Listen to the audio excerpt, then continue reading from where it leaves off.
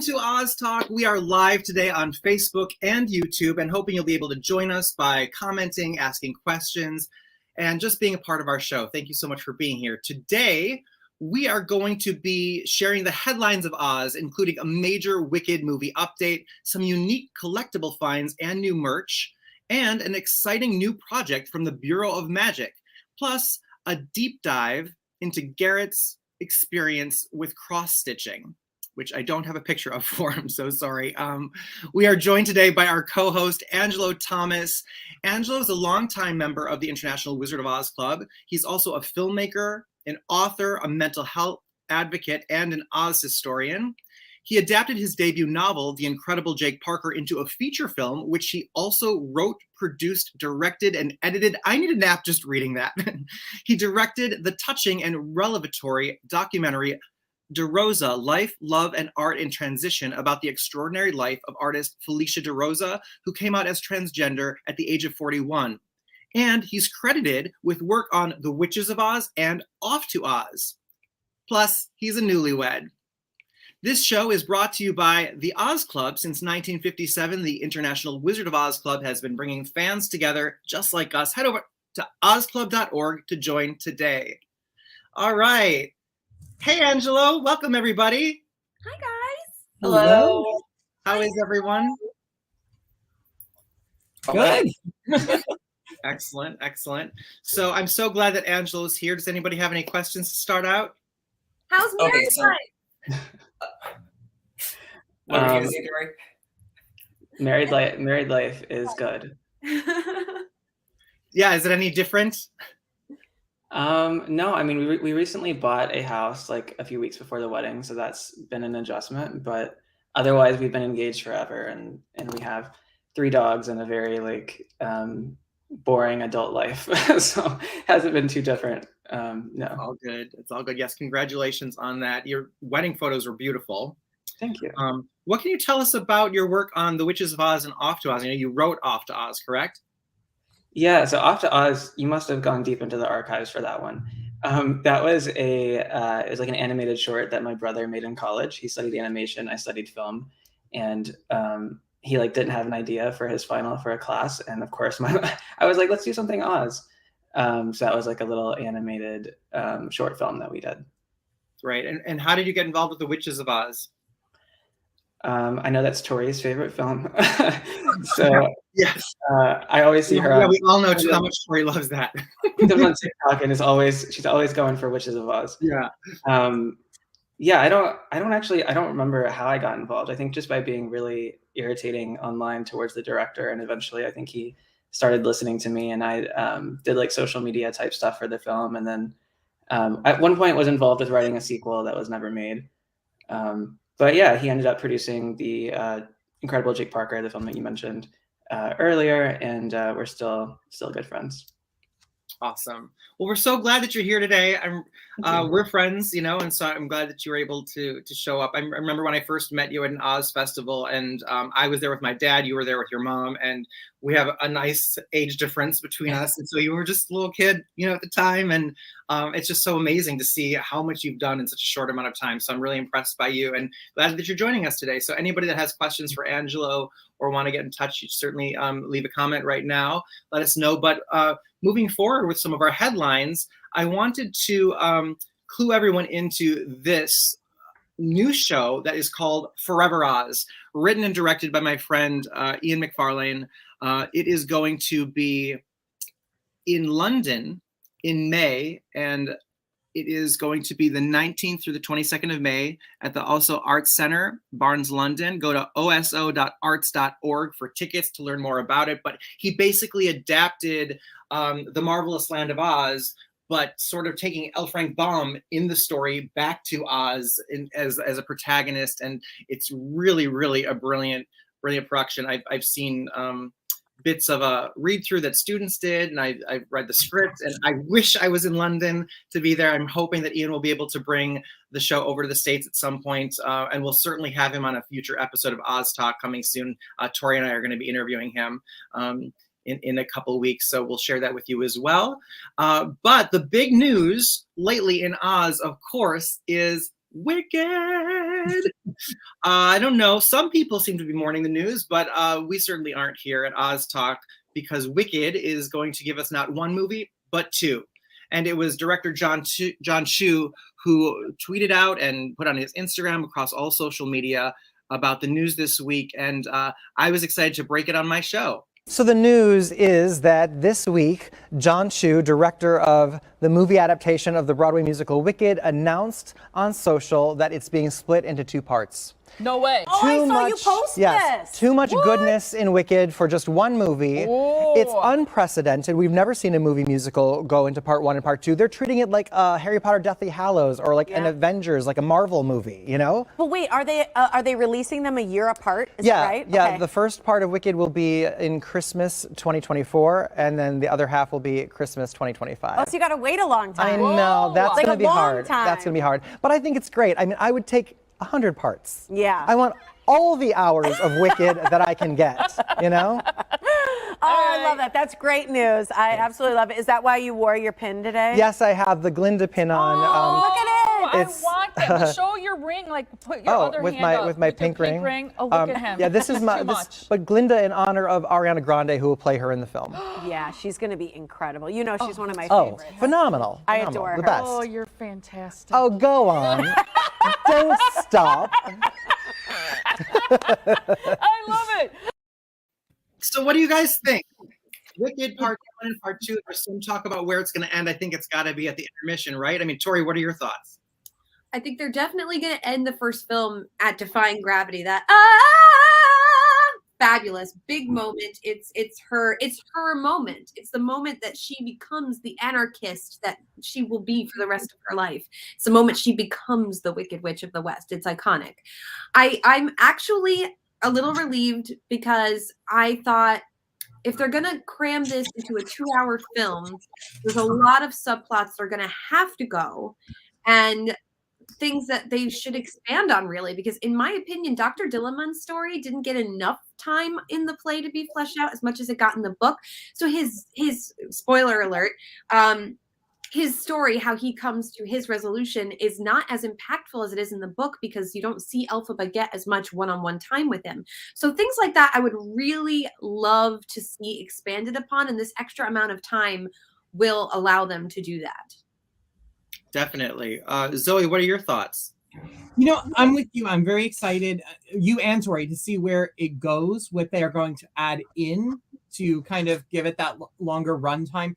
There's a lot from the book that had to be excised because it wouldn't have worked on stage, just the same way as what works on stage now is not going to translate perfectly back to film as is. So I'm glad to hear that they're kind of bringing in new things, bringing things back from the book and expanding the universe, because in many ways, the Broadway show, as wonderful as it is really like a best of the story of Wicked. It really kind of moves very quickly through the main points of the story while losing a lot of the character development that we had in the novel. So I'm excited to see how they build the relationship of Elphaba and Glinda in a film universe. Yeah, and I just think it's exciting that you just said, like, film universe. We're now talking about an Oz film universe or a Wicked movie universe. That's pretty cool. Garrett, what are your thoughts? I'm kind of in the middle on this. Like, I really love the idea of them expanding and bringing stuff in from the books, and I really love that it does seem like Chu and the studio are really focusing on trying to create a piece that works in a film environment versus just trying to do what some film musicals do, which is transplant the show straight into a screen, which 99.9% of the time doesn't work, or going in a wholly different direction. It seems like they're really focused on fitting the medium. My big concern is the concern I've had since 2004 when I first saw the show. If they don't nail Defying Gravity and that is the end point for it, I think that's going to be its biggest test, is will people come back for a second part, especially if they don't just nail Defying Gravity perfectly. So I'm trepidatious, but I'm excited, if that makes any sense. I mean, Angela, you're a filmmaker, and you know, I work peripherally in that industry as well. And I feel like, you know, they have so much opportunity on screen in a movie with special effects and the rest of it for Defying Gravity. We can't even imagine. You know, we all get the chills when she goes up in the air and those lights come out and the ensemble rushes out at the end of Act 1 during the stage production. But what do you foresee could possibly happen in that moment on screen? Yeah, I think it's interesting because in the show, she's not really like riding the broomstick, right? Like she's like holding it and like standing upwards. So I'm not sure how they're going to do it. But I have to say that like In the Heights is one of my top 5 favorite films of all time. I think John Chu just did an amazing job with that. And I'm half Mexican, so I think like it was also really cool to like see that part of like my identity and my culture like represented on screen. So I have no doubt that he's going to do an amazing job. And I'm honestly really excited to see something different. I think Wicked has been, around for like 20 years or something. I think everyone is pretty familiar with it, almost as much as the Wizard of Oz. I think at this point, people are really familiar with the story and the structure and stuff. So I think it'll be cool to see something different and not just like a carbon copy of the Broadway show. I think there's a lot of opportunity in the second act to expand on the story. I think the second act is kind of like song after song after song. So I think there's a lot of room to build some more story in there. And last thing I'll say is I think for now is that I'd really like to see some moments from the Wizard of Oz like that weren't in the second act, because the second act I think kind of acts as like a lot of it happens while the events of the Wizard of Oz are happening. So I think it would be cool to see more of the lion, of Fiyero as the scarecrow, like more of those of that part of the story kind of woven in. I think would be really cool to see, especially realized with like all the visual effects and stuff like that. That would be insane. What, Zoe? I said spoiler alert. Yeah. I'm like, if you haven't seen Wicked, we apologize on behalf of us. Yeah, it's also 20 years old now. So yeah, I mean, most people know, but just dancing to copyright. They're gonna have to be really careful. Yeah, so they will have to dance around that. But that would be, because if you think about it, when you see the show live, it's the lemons and melons and pears. Oh my, and oh well, there is no place like home. Like all those beats hit so deeply with the audience. Those get the biggest laughs. So, we can't all come and go by bubble. Any reference to that, even the strategic use of red light shown upon the magic shoes that are silver for, as Tori says, copyright reasons. Those throwbacks to MGM screenplay and visual. If they can bring more of that into this, especially in an unexpected, delightful way, might just make all the difference here. What I'm looking at this as is Dune. Dune was a horrible film adapted in the 80s. Jodorowsky, there's a great documentary called Jodorowsky's Dune that came out a few years ago that I really recommend as a documentary. It says so much about the behind the scenes of filmmaking, but also about Dune and the project of how difficult it was to adapt that book. Now, we already have an adaptation of Wicked to the stage, but now taking it to screen, Dune was just successfully made, just won, 7 Oscars, was nominated for everything this year for part 1. They split it into 2, and they did not even greenlight part 2 until they saw how part 1 did. It was obviously great box office success, great critical success, and then won all those awards. We don't know if Wicked part 1 will have great box office success. A lot of movie musicals do not. We don't know anything really yet, except they are shooting back to back. So at least we're guaranteeing, regardless of the outcome of part 1, we will get part 2. Could you imagine if they didn't do that? If there was a chance that part 1 tanks and then part 2 isn't even made, that would be my nightmare. Has there ever been a film where they did like a part 1 and then just didn't do the part 2 because things went so badly, where it's been advertised like and subtitled as part 1? Yes, that happened with the last Divergent film. The Divergent franchise, they took the last book and divided it into 2 parts, and they did the first part, and Shailene Woodley would not renegotiate her contract to finish part 2, so it was never made.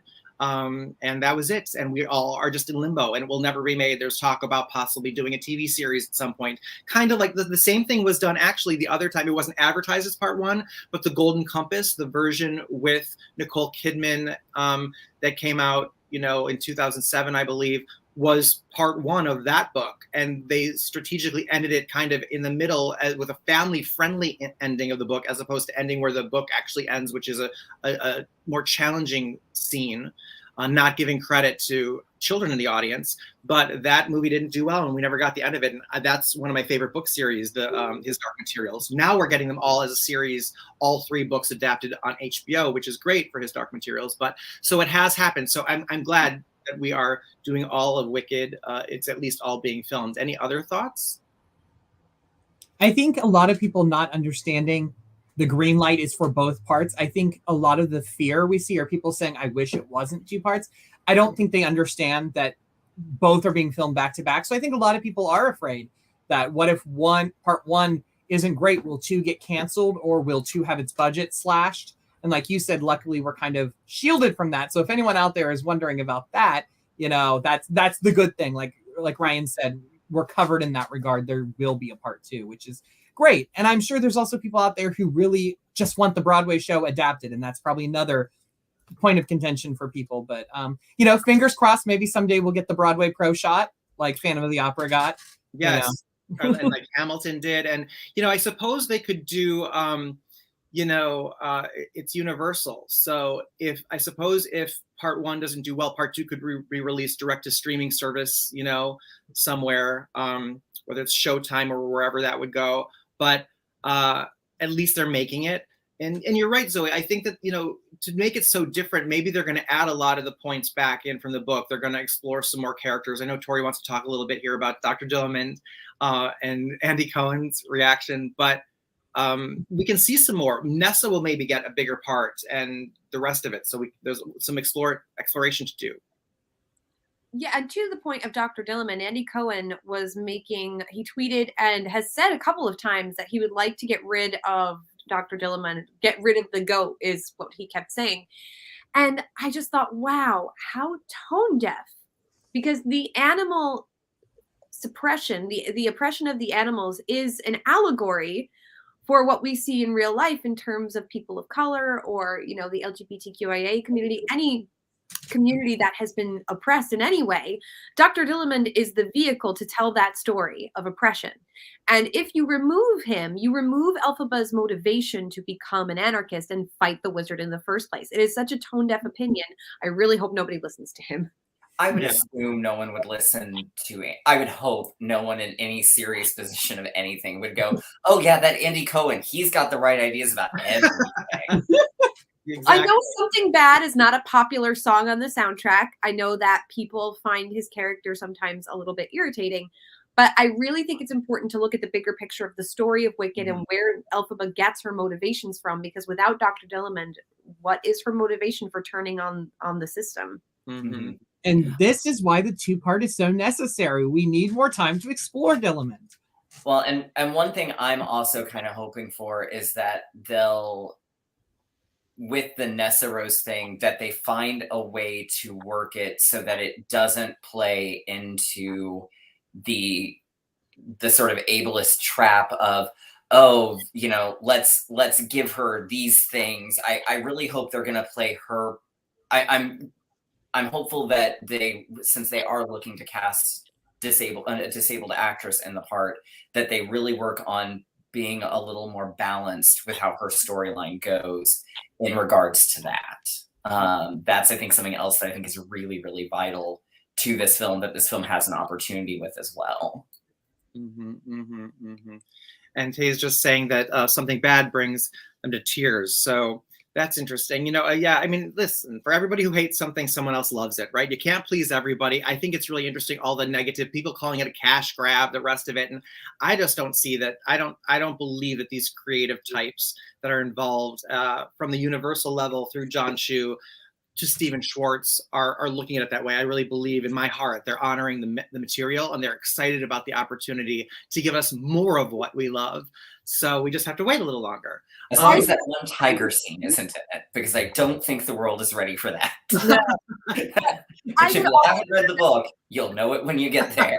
Oh my gosh, you're right. And I would always rather that they take more time than less to make sure they're doing it well. because what you don't want is to have people look back and go, oh, that show was so great, but the movie was really terrible. Cough, cats, cough. Oh, cough. right. And I know that this, Wicked is a long time coming in adaptation. People wanted it right away, and there was another director attached at one point, and dates had been moved along, and delays have happened, and location changes, the rest of it. But that's sometimes, if you look back at 1939 and all the problems they had, and the 5 different directors on The Wizard of Oz, and how well that film turned out, sometimes the most difficult, challenging schedules create the most beautiful products. So, and better to match people than to pull a Phantom and put Joel Shoemaker in charge. Amen.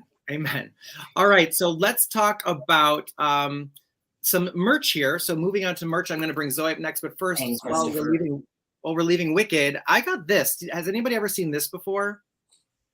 It's a Tales from the Crypt Wicked edition, and what's interesting in it is it actually does a spoof on Wicked, but in doing so, it's largely MGM influenced with Ruby Slippers and a Judy Garland like Dorothy. So it has a lot of Wizard of Oz. It's very funny. It's very kind of violent, but it does bring in some Kristen as Glinda type stuff with the Wicked Witch of the West too. So it's kind of cute. And a friend just gave that to me. I didn't even know about it this week. But Zoe, you have something cool from 1939 to show us. I do. So this is the Bernstein Sales Organization rubber Tin Man toy from 1939. As you can see, it actually even says Jack Haley, the Wizard of Oz, across the back. And in case you're wondering why I'm wearing gloves to handle him, he's actually made entirely of rubber. So when you have something old like this that's rubber, you don't want to touch it with your bare hands because the oil in your hands can make the paint start to separate and make the rubber start to crack and decompose. So as you can see, this one, if anyone's ever seen one of these before, especially like even in books, they are often very distorted. They're very bent one way. You can see his head's kind of tilted back. But you usually see them with cracks and striations where they have separated and started to decompose. Very lucky that my instance of this guy is in really great shape. I got him for a phenomenally, ridiculously low price. Usually when you see these guys, he pops up for, I've seen him go a couple hundred. I know people who have paid $800 and that was a steal to them. I know people who have seen him for $1,500. I got him for about 1/10 of that. So I'm very proud of that. And the funny story is my friend Lena, who I actually met from doing Oz Talk. She reached out and we became friends from her watching the show. She lives out in Montana. Sorry if I'm wrong. And she was at a little local antique shop and spotted him and said, "Hey, look at this guy." And I was like, "Are you going to buy him?" And she said, "No." I said, "Get me that phone number." And within a matter of minutes, he was mine and being shipped to me. So he's one of my Lena. That's the best example I've ever seen of one of those. Anytime I see it in a record book, it's barely recognizable. You are so lucky. I'm like, I still can't believe he's here and that I thought he was going to come and he was going to be something else and we were wrong what he was, but here he is and he's in great shape. And allegedly there's a scarecrow and a Dorothy and maybe a lion, but I've never seen them. So fingers crossed, maybe they pop up eventually. Never have seen those. Those are incredible. Tori, you want to show us about the new makeup kit that's not even out yet. And while you're doing that, I'm going to wait. But Angela, will you go grab a piece for a show and tell while Tori's doing this? Sure. Okay, this is actually really exciting. So it is actually now available. And this is a company called Rising Star Moi. They were kind enough to sponsor the Ozvlog for this one. And I will have a link in my link tree. If you use code Ozvlog, you'll be able to get 10% off your order. But this is a makeup kit. As you can see, there's this beautiful lion knocker on the front. For collectors, if you're not somebody who wears makeup and you're just an Oz collector, you're definitely going to want this just for the display value. Take a look at this boxing. So cool to display. And I'm sorry, it's humongous. So I'm going to have to do some acrobatics here to show you everything. But check out this iridescent boxing here, this packaging. And they have these beautiful palettes over the rainbow, which if I take it out, these colors are, I love the names of the colors. They really picked out some beautiful names. And I'm wearing it right now. I did a demonstration that's going to be live on my TikTok and my YouTube this week. Beautiful iridescent colors here. Apple tree over the rainbow and spooks. And then in the Emerald City palette, and by the way, this is the collector set, which there's only going to be a limited number available of these. And then the rest are going to be available in these smaller palettes. This is the Emerald City palette.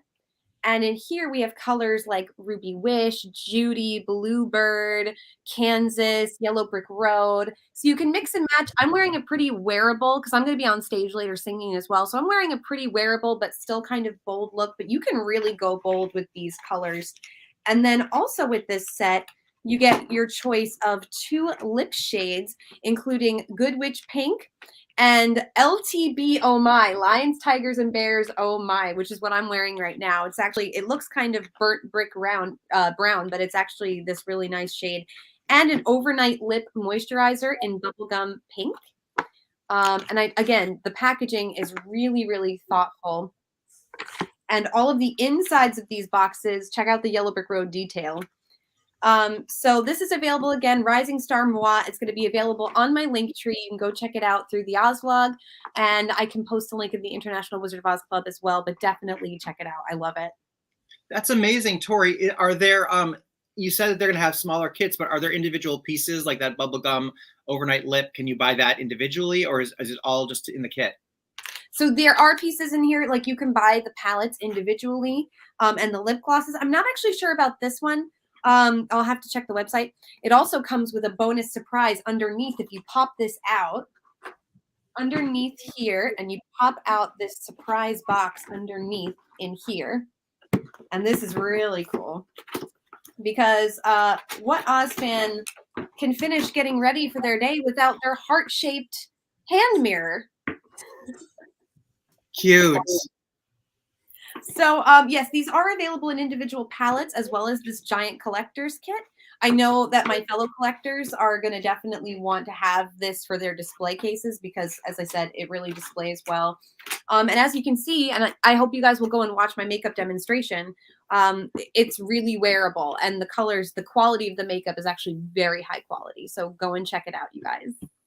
Excellent. Wow, that looks very collectible and cool. Now I'm going to have to buy 2 because I'm going to have one on display and I'm going to have one that I can wear because I'm not going to ruin that beautiful palette by digging into it.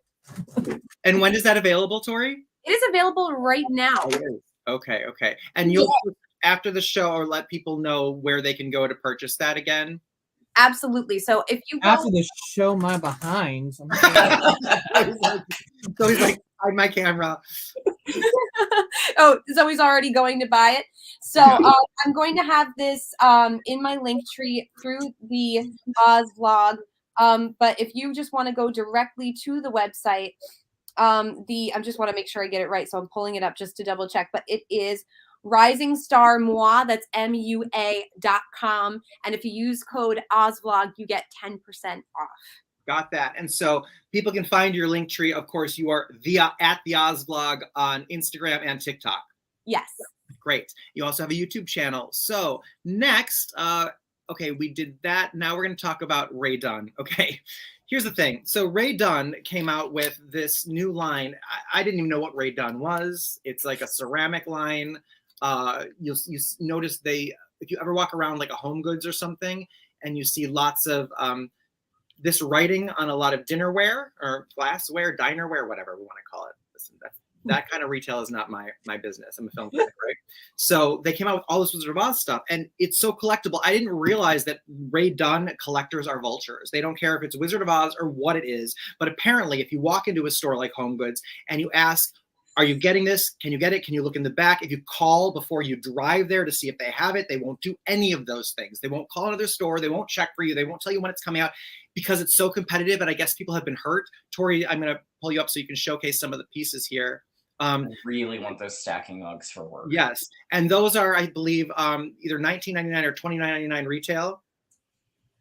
$29.99 retail. But they're selling for a minimum of $50, $60. I cannot believe I broke down. I was so aggravated. I got the Toto mug because, of course, and those stackers too. But then there were two things. I wanted these canisters. Let me see. I think I have a picture of it. I really wanted these canisters the Glinda one because my kitchen is pink, and this other one. By the way, that cookie jar retails. That's a There's No Place Like Home cookie jar that looks like a house with the Wicked Witch of the East legs coming out. Retails for $49.99. You can't get it for like less than $100 or $150 on eBay right now. So look, Tori's got this cool jar. But I can't believe how overpriced. Like, it's insane, the markup. Like, I understand if you want to make a little extra on eBay, but are people greedy? Angelo, what are your thoughts? Yeah, so I think we can all relate to this. There are certain items that like just don't interest you as a collector, right? And these, I feel like these are it for me. I think I may have been interested in them if I haven't seen like people on Facebook talking about like literally like breaking down crying over not being able to find them. And like I don't know, they're cute. Right now, Angelo. It's just been, yeah. Also, like, these came out the week before my wedding, and I did not have a chance to like go to Home Goods or anything. So I was like, I'm just gonna let this one pass me by, and maybe in a few years they'll like be easier to find and stuff. But like, yeah, I don't know. It's intense. Apparently, Ray Dunn appreciates. I mean, Tori, this is yours, by the way. I'm putting this in the mail to you because I had an extra for you. But yeah, it's so weird. I keep driving around. Garrett, Zoe, are you guys looking for this stuff too, or interested? We're gonna be out this afternoon in a shopping area that has a TJ Maxx, so I'll probably wander down just to see. But if I don't find them, I'm not kind of like Angelo. I'm not. If I stumble across it, I do like the stackers well enough. I'd buy them for work, but otherwise, probably not. I'm the same way. I don't feel the pull to get them. I'm mostly a vintage collector. I don't really often go out of my way to get new things, especially things that I think of as just like housewares. So if I got them, they'd be entirely just to use. So while I'm near a Home Goods, I'll pop in and look. I've looked at one so far. If I find them, I'll buy just probably the ones I specifically love. Like, for example, I think I need Scarecrow and Witch so I can signal my mood in the morning. Scarecrow, approach me, Witch, stay away. And I mean, if I see the Witch cookie jar, I'll definitely buy it because I'll definitely like put it on my counter at Halloween and leave it in the Oz room the rest of the year. But yeah, I'm not going out of my way to find them, and I'm not gonna pay resale. You're muted. I had this interesting experience when I went to Home Goods. I went 4 times before I actually found those 2 pieces, and the mugs were behind. Somebody had placed them behind a whole bunch of other mugs and like arranged the other mugs in front of them so you could see. So clearly somebody had hidden them there and had planned to go back and get them. So this is the level of competitiveness that there is out there with these. And I was paying for the mugs, and I saw on the return shelf behind the counter the cookie jar, and I was like, "Oh, is that for sale?" And they're like, "Yes." And I was like, bring it here. So again, I'm kind of in the line with you guys. I don't buy things unless they speak to me. And a lot of the designs for me are kind of repetitive, like the mugs and the stacking mugs. For me, I'm not the type of person that has to have every piece in the set or I'll go crazy.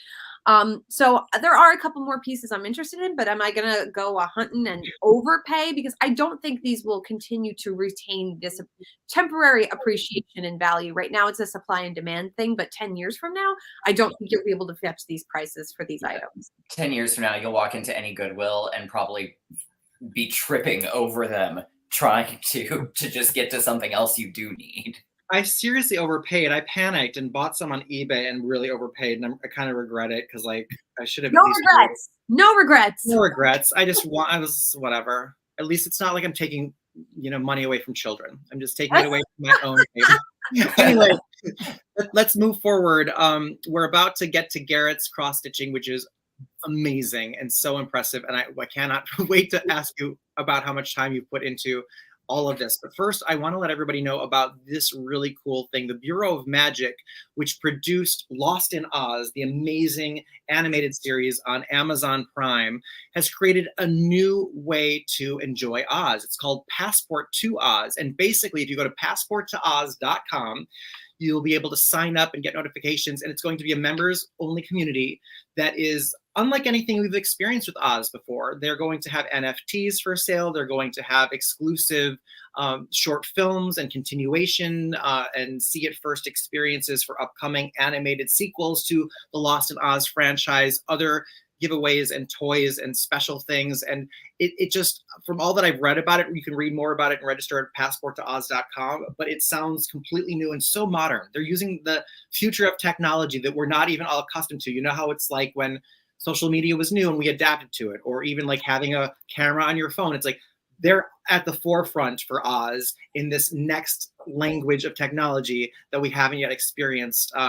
But we will all be second nature in no time. Angela, what are your thoughts on this? This is the first that I'm hearing about this. And I'm really excited that I saw something in there about making a new feature film for Lost in Oz, which is cool. I watched season 1. I feel like season 2 came out at some point and it just passed me by. So I need to watch that. You need to watch it. It's so good. So good. But I love the characters. I love the designs and everything. I think it's super cool. I wonder though, like, because that show is on Amazon, so I wonder like what is going on with like who owns that, if this is a separate thing, or if that film will eventually be on Amazon, or what that situation is. I'm curious to know what Amazon. When Tori and I interviewed the producers and creators of Lost in Oz, they told us that Amazon eliminated their children's and animation department, so it's no longer there. They were looking at other platforms. They obviously created this. They retained all rights to Lost in Oz and the characters, and so they're moving in new directions and moving forward with the story and the franchise on their own, it seems. Zoe, what do you think? You know, I'm really excited to see Lost in Oz getting a new life beyond Amazon. I'm kind of shaking my head like I hoped NFT would just stay out of Oz. I'm not going to get on that soapbox today, but I'm just kind of like, really, guys, we're going to create an NFT for it's essentially a children's property, because Lost in Oz is very children, young adult focused. So I'm kind of like, come on, guys, we don't need to be putting NFTs in our Oz collection too. Garrett? So I'm going to be playing the elder millennial card here and go, I still don't know what an NFT is, but I signed up for it. So I don't really understand it. I guess I will learn as I go along, but I get excited for stuff like that. And Lost in Oz was one of those things, I slept on it until it came up to be discussed here. And then I like watched the entire show in like 4 days. So I really loved the show. I loved how many book things were in it. I thought it was really clever. Coincidentally, there's a cross-stitch pattern that I'm still planning to do based on that one, because one of the characters had a cross-stitch in their office, and I just haven't gotten around to figuring out how to get that done yet. Oh, that's good. Yeah, so I'm excited. I don't know what an NFT is. I didn't understand like half of the things that I read in the description, but I still signed up for it. Tori, do you want to explain NFTs? I wish I could, but I'm kind of in Garrett's boat. I have no idea. Well, it's not just me. Well, then, before you react, Tori, because I want to get your reaction, NFT, I forget what it stands for. It's so new, but basically what it is it's you know how we're buying merchandise. It's digital merchandise, so you'll be able to buy, like, let's say this is just exists in the world on the platform. We go to passporttooz.com and we log in and we have a profile, and like I can purchase and I can collect certain things, or I can get access to. But I think that they are what we would consider as tangible physical items that you purchase and own, maybe for life or maybe for however long a platform lasts. I don't know, but it's ownership of digital content, digital what would it be called? Digital tangible items? It's confusing, but we will all get it regardless of our. Okay, Zoe's gonna help us. I do just want to play it. So I'm not going to get on the whole soapbox, but I would recommend that anyone who doesn't know what an NFT is, look it up and look up.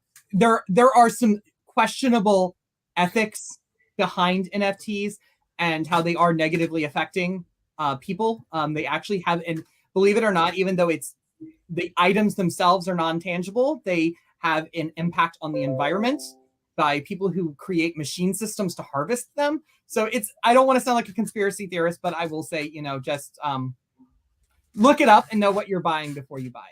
Yes. I'm more confused now. I know. That is a machine to harvest something that doesn't exist. No, that's what I thought. And then I had it explained to me by several people. And I'm like, oh. Yeah. Oh, so if you saw me cracking up a minute ago, it's because my husband was off screen going, non-fungible token. As an artist, he really hates NFTs. as an artist. So I'll put that out there too. Yeah. It'll be interesting to see. I mean, if it's something that we can continue to, if you choose to resist NFTs, or how much of a culture it actually becomes, and at what point you'll have to, in order to be a part of whatever, participate in. I have no idea. It's so new. We will find out shortly, because things move quicker, much more in today's world than previously. But non-fungible token. Thank you so much, Tay, for that explanation. But Tori, you were gonna. I know you're excited for Passport to Oz. Well, I love Lost in Oz. It's one of my favorite Oz series that we've gotten recently. I think that they did a marvelous job translating the book series, L. Frank Baum's book series, into a contemporary show, while also expanding on the universe. I think that the creators really did their homework in terms of the Oz lore, really dove deep and brought characters to the screen that just don't get the attention that they really deserve. Some of, L. Frank Baum's best characters never end up on film. So I think ultimately it's a positive. Whether or not I will ever purchase an NFT, I cannot say. But anything that they will do, I will try to participate. That's how I feel. And I feel like I'm going to, just because if it's Oz, I'm more likely to buy an Oz NFT than anything else, let's be honest. Zoe is having some connectivity issues. I hope that she will be back with us shortly. In the meantime, Garrett, what is this? Okay, so my other half, Wynn, likes to find unique gifts for me, and this is a tin. It's about it's like your regular tin, like you would find like in a craft store, that's been decoupaged with Oz paper, and then has one of the Hallmark ornaments on top. And so it's a nice little functional tin. I actually took it to work to put on my desk there, and I will probably use it to put candy in. But it's just a cute little tin. It's, not all that big, but it's big enough to hold candy or small things in. And it's real cute and pretty. And he found it on Etsy somewhere. I should have asked the name of the shop, but then he left and I forgot. So, yeah, but that's what that is. It's a little tin with an ornament on it. Very, very cute. Well, now we want to talk to you about and feature some of your incredible artistry, your cross stitching. So, Garrett, tell us, how did you get into this? Okay, so it's funny enough, like all things that seem to happen in my world, it started because of Oz. There was a lady who was selling off a lot of her collection, and she was selling a cross stitch pattern. It's the one there that's behind me. That was my very first one, the Emerald City. And I thought, that could be like something fun that I could do. And I was going through a very stressful period, and I found it incredibly cathartic and relaxing to stab fabric over and over and over again, hundreds of times. And I get a really pretty picture at the end. So of course I started with Oz, and that was my first one. That was about 8 years ago, which is wild to think about. And since then, I usually have at least 1 or 2 Oz projects on the go, as it were.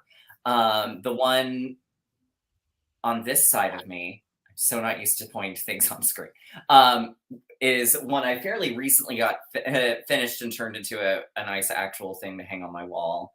That one I spent the longest amount of time on. I started it. It was actually like the second or third project I started. But then I got bored with it about halfway through, and it went into a drawer for like 5 years. So there's a lot of that goes into it. One of the things that I really enjoy with the cross stitch aspect is it allows me to sew, because I have a background in costuming, but I don't have the space to do the sewing. So it lets me get a lot of my creativity and my sewing out, like these ornaments, and just finding different ways to use just basically thread to sort of create the characters that I know and love. And one of the things I've started doing in my own is pretty much every single one, Toto gets changed to fit one of the dogs I've either had or not had, which is sometimes easier than others. Phoebe, there's a diamond one that I know I sent you a picture for that is at a framer currently, so I don't have it to hold up. But there's one that's in a diamond shape, and I had to convert that one into Phoebe. So in fact, I actually started one yesterday for my birthday, as I throw it in the ground. And it's the newest Oz pattern that's been released, and it's a Wizard of Oz tree.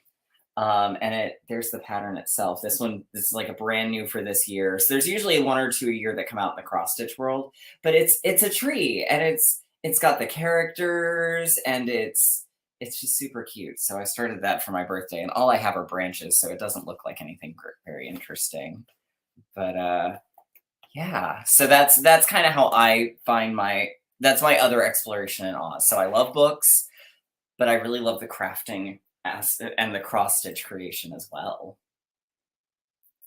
I'm so jealous that you have that kind of talent to be able to sit there and look at this blank canvas. Do you use like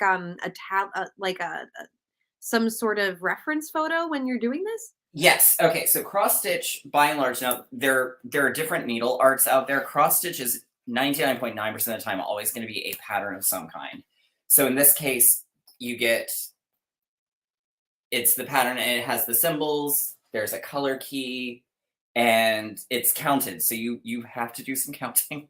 Some nights that's more challenging than others. There are tricks, of course, to help with your counting. There are times where there are things that are miscounted, and I just go along with it and I make it work. And then there are other times that you just have to undo. You have to frog it, is what they refer to it as, because you rip, rip, rip. But that's how it works, is you count, you've got a pattern, and then you just sort of go from there. And a lot of the times the colors the designers come up with, I don't always follow. I usually change the shoes to be silver with a red heel so that I can kind of do the nod to both. And I frequently will update my Dorothys and my Glindas to be people of color, because there's not a lot of diversity, unfortunately, currently in the cross stitch world. So I will change skin tones to make it diverse. Be the change you want to see. So I just got back in from my computer problem, so I don't have questions have been asked, so I don't want to double ask, but I do want to say that I enjoy always seeing you working on these. I love that a lot of times when Garrett gets these, they'll take a picture and send it to me and be like, what do you think about this color? Should I change this? And I love that I almost feel like I'm part of it. So they always look fantastic, and I love them. Thank you. Oh, it's my time to ask a question. I don't know if I have a question. I just want to say I have so much respect for what you do, because I don't think I have the patience to do that kind of thing. It's very tedious. It's really, a lot of people have asked and said, how is this not tedious? Well, I do have TV on in the background. I'm responding to messages. So it's not like I'm just sitting there just mechanically doing one act after another. It helps. I don't tend to do ones like this one behind me, because I do other things other than Oz. The full coverage ones tend to lose me. I do a lot more like this, or the tree that I just showed, where there's more space, it's more open. But I also do a lot of my own changes to it, and that kind of keeps it from getting too stale, as it were. I also don't just work on one project from beginning to end. So I started that one yesterday. It's probably going to be like a year from now before it's actually done. Is it something that anyone can just, it sounds like you just got a cross stitch and started doing it. You just pick up a needle and thread, and it's like self-explanatory, or did you have to be taught by someone? It's really fairly self-explanatory. The nice thing with cross stitch, the only real hard and fast, genuine rule is you want your X's, you want your top stitch going in the same direction every time. That way you're not, and it has more to do with how it lays and how it looks. It looks better that way. You don't have to, but that's really the only rule to it. It's basically you start in a corner, start in the center. It's however you feel like doing it. And that's part of what makes cross stitch so fun. And there is such a diverse range. There's everything from, like this one, this is the one that has the Phoebe conversion of Toto. You've got everything from this. I threw in a whole bunch of like special materials. It's a little hard to tell from photos, but I used actual like fuzzy fibers to do the detail work on all of the hair. There's metallics on the shoes and the rainbow and the Emerald City. And there's beads on the witch's hat, the Witch of the West's golden cap, and on the Witch of the North's hat. So you can really get a lot of fun and variety to it. Or like this one where I finished it with little glittery needle minders to go with it. That was actually the second project I ever finished, as evidenced by the washi tape borders. So it's a lot of fun. There's ornament-sized ones. A lot of it is film-based. There's a lot of them that have ruby slippers. Sometimes I leave them ruby, other times I do not.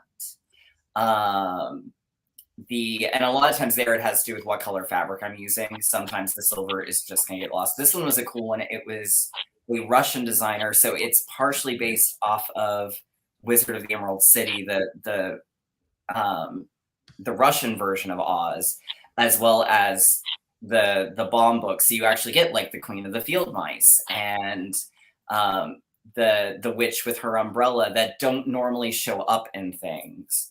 So it's fun. And yeah, this was another set that was predominantly book based. This is where I actually started doing the silver shoe with red either bows or fuzzles.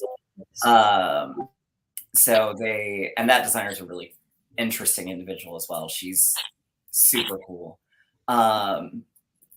So, and like I said, you get a lot that is MGM based, but it's relatively easy to fortunately switch it over and make it more book based. I love the Munchkins here, and then how you depicted Kansas, but kept Dorothy in color there. Yeah, and that is one thing that sometimes pops up is because it is a flat image where you don't necessarily have the ability to create the three-dimensional depth. You sometimes have to get very creative with how you put colors next to each other, or you sometimes lose things. So that sort of gets to be a little bit of the fun creativity as well is, okay, well, I picked this color fabric, which means now I need to use a very different color than what was originally called for. And that's the nice thing too with cross stitch. It's really all about what you want to do in general. So if you don't even if you don't like Oz, which I don't know why you'd be watching this if you weren't, but there are plenty of other topics out there that are, I've done everything from a Moira Rose quote that will be going on my desk at work to a Kermit the Frog singing Rainbow Connection. So I mean, it's literally everything, all kinds of styles, all kinds of stuff. So it's my form of stress relief in a lot of ways. It's also my sort of way to create within the Oz world without needing, I can do it sitting in my lap with the stuff I need right next to me. It doesn't take huge amounts of space like a lot of other crafts or projects can. That's amazing. Garrett, thank you so much. You're welcome. Very cool to see all that. Such a cool outlet, and you're creating really beautiful things. I feel like you could sell some of those. I don't know that I have the time to put in to do all that stuff, but what you're I openly admit I do not sell them because the second I try to monetize it, I will hate doing it because then it goes from being a hobby to a job. Makes sense. But message me and we'll discuss. Nice. Did everybody hear that? Angelo, tell us, you're a collector as well. We see in your background some of your Oz stuff. You've got an Oz room, right? I do. Yeah, this is I think half of it fits into the end of the screen here. Do you want me to show what I brought? Absolutely. Okay. So there's a quick story for this, but these are production drawings from the Oz Kids, the 90s series of movies about the children of the Oz characters. So we have I forget their name, but probably Scarecrow Jr. if I had to guess was that one's name. So I bought one on eBay for $30, which seemed like a good price. And the guy on eBay sent me an envelope that had 200 drawings, even though I only ordered one. And it turns out it was a mistake, but once they got here, I had to keep them. So I negotiated with him to keep them rather than sending them all back. So I need to find frames for these, but they're 10.5 by 12.5, which is not a common size. It's hard. So I don't know what I'm going to do with them. They're just kind of sitting here on I have the little Oz table. I don't know anything about it, but I have a little Oz table over here that it's just sitting on. So I'll need to figure out a way to frame them. But I got a float frame for my Journey Back to Oz cells that I bought. So you can get an 11 by 14. It's not perfect, but if you don't want to pay the cost of professional framing, that's actually probably your most economical way to go is an 11 by 14 float frame. What Oz collector doesn't have a pile of stuff waiting to be framed? are you an Oz collector if you don't have a pile of stuff ready, waiting to be framed, or just in tubes because you have no more wall space? Right. Yes, very good. Talk amongst yourselves. I'm trying to, right? If we have a moment, there was one other collectible that we didn't really highlight that I'd love to show, because this month also the Erstwilder jewelry collection came out. And they were kind enough to send me samples of a whole bunch of their different pieces. But I think this one really takes the cake. The likenesses are so good. Look at Judy's face. I know. You rarely get this kind of quality with this type of enamel brooch. Look at her. Is that not such a perfect depiction of Judy? And this is also a pin. They made pins and brooches. I think my favorite, I didn't bring it down, but my favorite is the ruby slipper cardigan chain. I love wearing that one to work. That one is always a conversation piece. But the packaging as well, they have little sayings on the inside of all of the boxes. And so you can tell this was a really thoughtful process in terms of producing these. So if you can, go and check them out. I know a lot of them are sold out on the Erstwilder website, but they work with a lot of onshore U.S. retailers that still have stock, and they have a list on their website, so you can go one by one and check them out. Yeah, I think they're an Australian company, if I'm right. And I got the Toto brooch and that necklace as well. I don't know how and when I'll ever wear it, but I had to have it. Yeah, it's large. As someone who loves chunky old lady jewelry like that, that collection, I'm really trying hard to resist, because I don't resist. Yeah, don't resist. Don't resist. But I do love me some chunky old lady jewelry like that, and that just you got to do the Carol Channing voice while you're wearing it. That's yeah, it's got to be just the chunky old lady jewelry. It's just so raspberry. I love it. Does anybody have any questions about Carol Channing? Anybody have any questions or anything else? I guess the one thing is, if you Google Wizard of Oz news right now, the one thing that's everywhere is the auction of the found, discovered Judy Garland Dorothy dress from the MGM film. And I'm just wondering, Angelo, how much are you going to bid on it? Well, I just bought a house. I just got married, so I have no money. So I won't be bidding on it, but hopefully one day I would love to own something that's like actually. I have some really bizarre miscellaneous items from the Witches of Oz actually, but I would love to own some really cool stuff, like screen use props. That would be cool. Zoe, how many mortgages are you willing to take out on everything you own for that dress? Well, I've always depended on the kindness of strangers, so I'm hoping that maybe I'll. Well, that's a very foolish thing to do. I'll get like a sugar wizard that'll get it for me.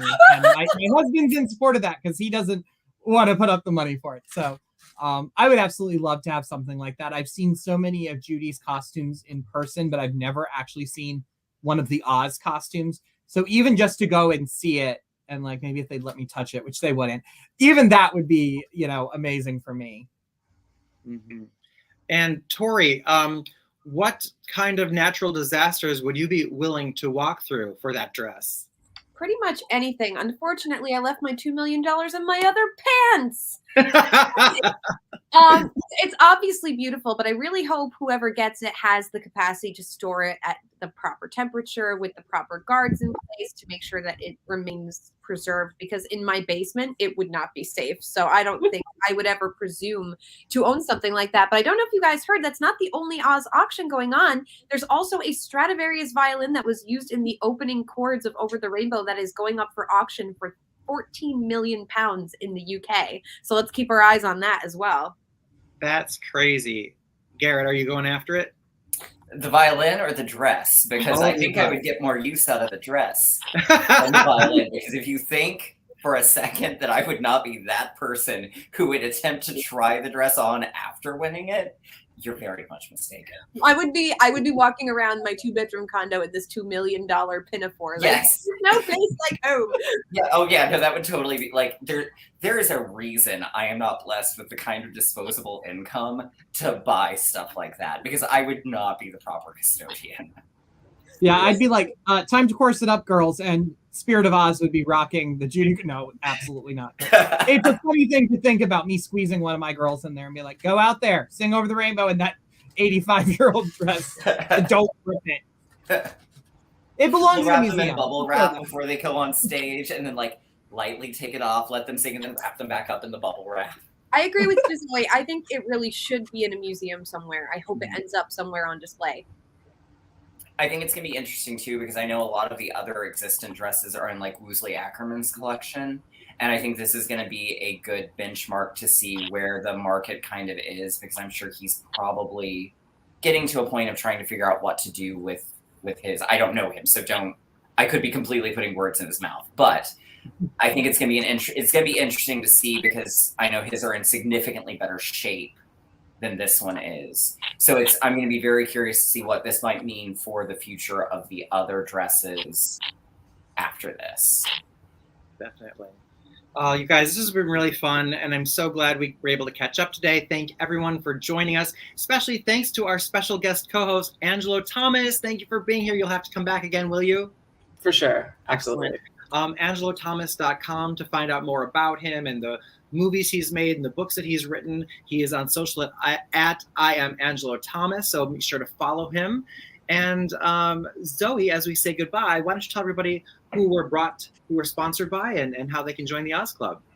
We are sponsored by the International Wizard of Oz Club with bugles and forums and get-togethers. Oh my! Hi. If you are not a member of the club, you should do it, because it is a great way to connect with fellow Oz fans like all of us here. We have an online community that has forums where you can chat with other Oz fans. You can take a sorting quiz and find out what part of the Land of Oz you belong in. We've also got get-togethers, both virtual and in person. Tonight, we will be celebrating the centennial of the wonderful game of Oz from 1922, which is a wonderful board game that if you've never had a chance to play it, which many haven't because it's a very rare piece, we will actually have a virtual version of the game that you can play online with fellow Oz fans. So please, if you're not a member of the club, sign up and join us tonight. Also, in August, we will have the National Convention in East Aurora, New York, which is going to be so wonderful, exploring the Roy Crofters campus where they had, actually, I think I got that mixed up. I think it is Roy Crofters campus where W.W. Denslow, the original illustrator of Oz, was a member. So we are celebrating the arts in Oz and its convention. You're not going to want to miss. Again, that is the National Convention in East Aurora, New York. In August, you can get more information on the club and the convention and all of our get-togethers at ozclub.org.